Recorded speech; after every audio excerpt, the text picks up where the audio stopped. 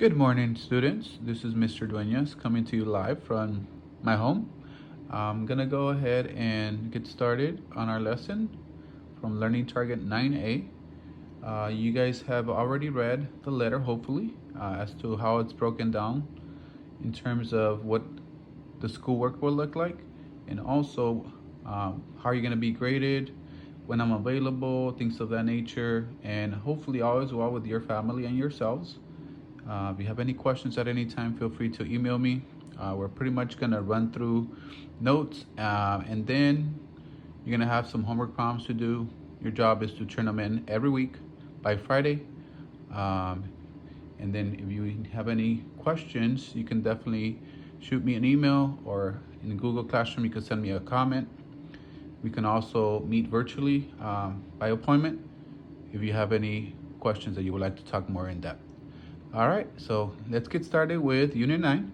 The learning target is I can write arithmetic sequences with an explicit formula or rule and use them to model situations. Okay, so the first part we're gonna go over vocabulary.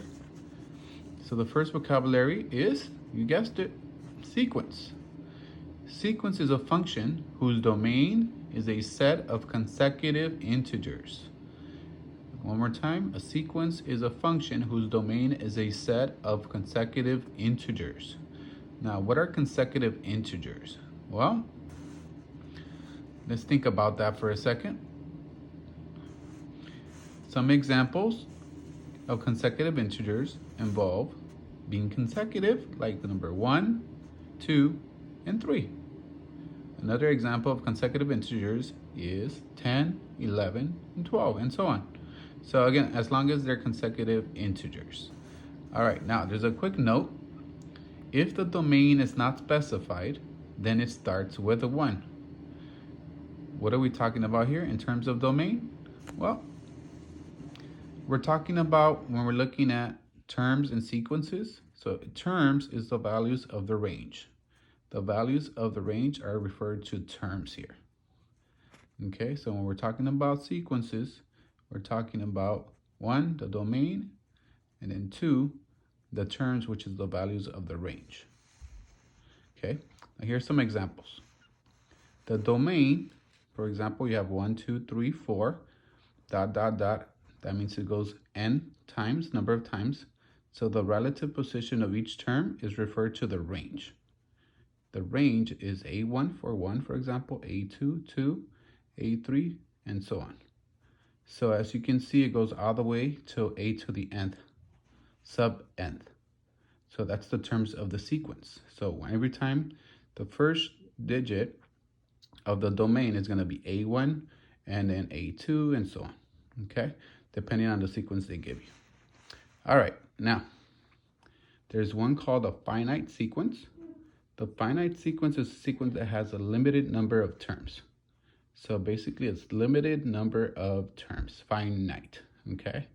So for example, you have 2, 4, 6, 8. Notice 2, 4, 6, 8 stops.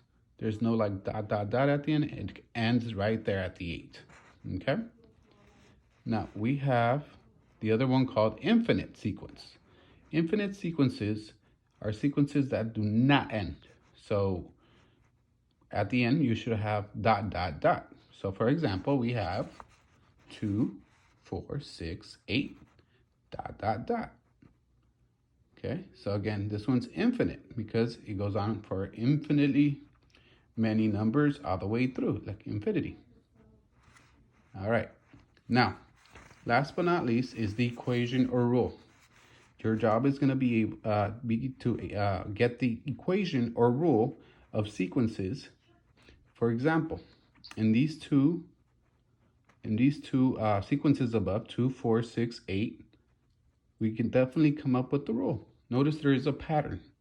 The pattern goes from 2 to 4, from 4 to 6, and 6 to 8. Well, what's happening is that for the first term, which is 2, that's referred to the nth term, which is 1. So for example, when we talked about our A1 is a to the nth power.